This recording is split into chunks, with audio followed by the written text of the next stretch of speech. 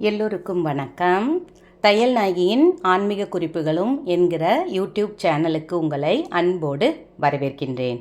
நல்லதை நினைப்போம், நல்லதே நடக்கும்னு சொல்லி இந்த பதிவை நான் ஆரம்பிக்கிறேன். பதிவுக்குள்ளே போகிறதுக்கு முன்னாடி நம்ம சேனலை இது வரைக்கும் சப்ஸ்கிரைப் பண்ணலைன்னா மறக்காமல் சப்ஸ்கிரைப் பண்ணி வச்சுக்கோங்க. அப்படியே லைக் பட்டனையும் கிளிக் பண்ணிங்கன்னா எல்லோருக்கும் இந்த வீடியோ சென்றடையும். சமையல் அறையில் இரவு நேரத்தில் பாத்திரம் தேய்க்க முடியாதவர்கள் இந்த பாத்திரங்களை மட்டுமாவது கழுவி வைத்து விடுங்கள். வீட்டுக்கு வறுமை கடன் வராமல் இருக்கும். இப்போ சிறு சிறு முயற்சி பெரிய பலனை தரும் இல்லைங்களா?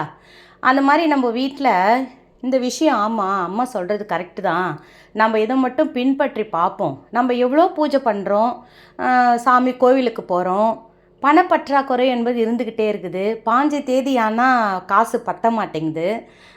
நல்லா தான் வருமானம் வர்ற மாதிரி இருக்குது, ஆனால் வீண் விரைய செலவாக போயிட்டுருக்குது. கடன் அடையவே மாட்டேங்குது.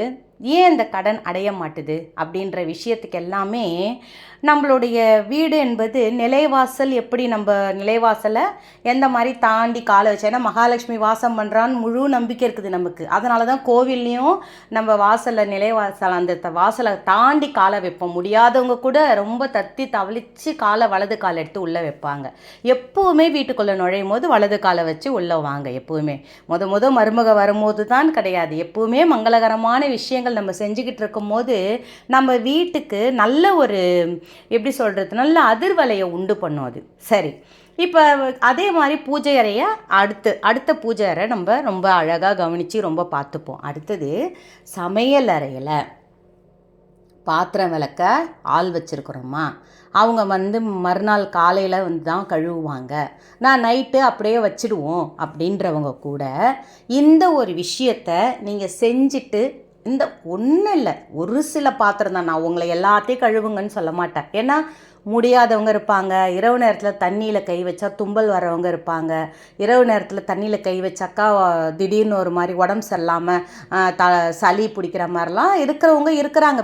பெண் பிள்ளைகள் அந்த மாதிரி இருக்கிறாங்க. ஏன்னா அவங்களுடைய உடல்நிலை அப்படி.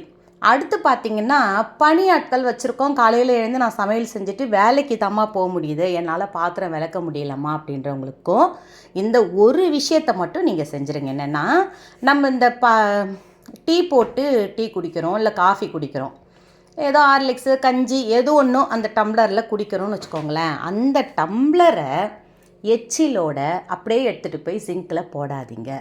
இது ஒரு முக்கியமான விஷயம்.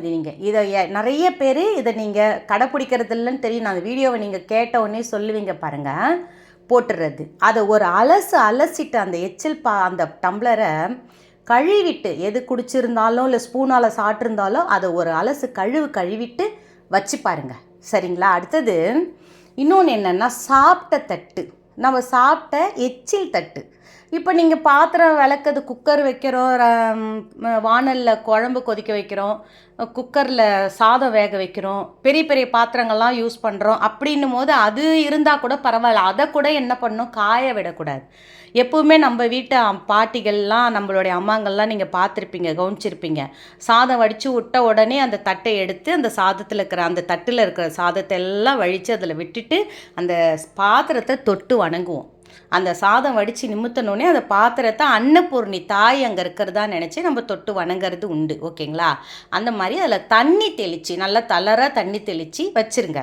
ஏன்னா இந்த அந்த தட்டில் இந்த முருங்கைக்காய் சாப்பிட்டது, இந்த ஏதோ கறிவேப்பிலை ஒதுக்குனது, கடித்து துப்புனது, சில பேர் வீட்டில் பார்க்குற அந்த எலும்பு துண்டு அதோட அந்த அப்படியே கச்சன்னு தட்டில் அதோடு தூக்கின்னு போய் சிங்கில் போட்டு வைப்பாங்க. அது பாத்திரம் விளக்குறவங்க கூட என்ன நினைப்பாங்க, நம்மளுக்கு இந்த மாதிரி நம்ம நிலமை ஆயிடுச்சேன்னு அவங்க நினச்சிடக்கூடாது இல்லைங்களா? அப்போ கூட நம்ம வீட்டுக்கு நல்லா இருந்த குடும்பம் ஏன் இப்படி கீழ்நிலைக்கு ஒரு வறுமை கடனுக்கு நோக்கி போயிட்டுருக்குதுன்னு நினச்சா இந்த மாதிரி விஷயங்கள்லாம் கூட இருக்கும். அதை பிள்ளைங்களுக்கும் சொல்லிக் கொடுங்க. அதை வழித்து அதுக்கு பக்கத்துலேயே ஒரு சின்ன டஸ்ட்பின் வச்சுக்கோங்க. டஸ்ட்பின் தான் வாங்கணும்னு அவசியம் இல்லை, ஒரு சின்னதாக ஒரு நம்ம இந்த யூஸ் அண்ட் த்ரோ கப்பு இருந்து வச்சா கூட போதும். அதில் வழித்து போட்டுட்டு தட்டை ஒரு அலசிட்டு வச்சுட்டு வாங்கப்பான்னு சொல்லுங்கள். ஏன்னா இது அம்மாங்களுக்கு கூட இது அந்த பிள்ளைங்க செய்கிற ஒரு கைங்கரியம் தான். எப்பவுமே அதை கழுவ தெரியாதவங்க இருக்கிறாங்க. சில பிள்ளைங்க சின்ன குழந்தைங்களா இருப்பாங்க, கழுவ தெரியாது. சில பிள்ளைங்க ஆம்பளை பிள்ளைங்களா பொம்பளை பிள்ளைங்க கூட படிக்கிற வேலையில் போட்டுட்டு அப்படியே போயிடுறவங்க இருப்பாங்க. இந்த ஒரு நல்ல விஷயத்தை நீங்களும் பின்பற்றுங்க. உங்கள் பிள்ளைங்களுக்கும் நீங்கள் சொல்லித்தாங்க. இந்த எச்சில் பாத்திரம் மட்டும் சிங்கில் கடக்காமல் பார்த்துக்குங்க. நல்லதே நடக்கும், வெற்றி நிச்சயம், வாழ்க வளத்துடன் சொல்லி இந்த பதிவு நான் நிறைவு செய்கிறேன். இன்னொரு பதிவோடு உங்களை நான் மீட் பண்ணுறேன்.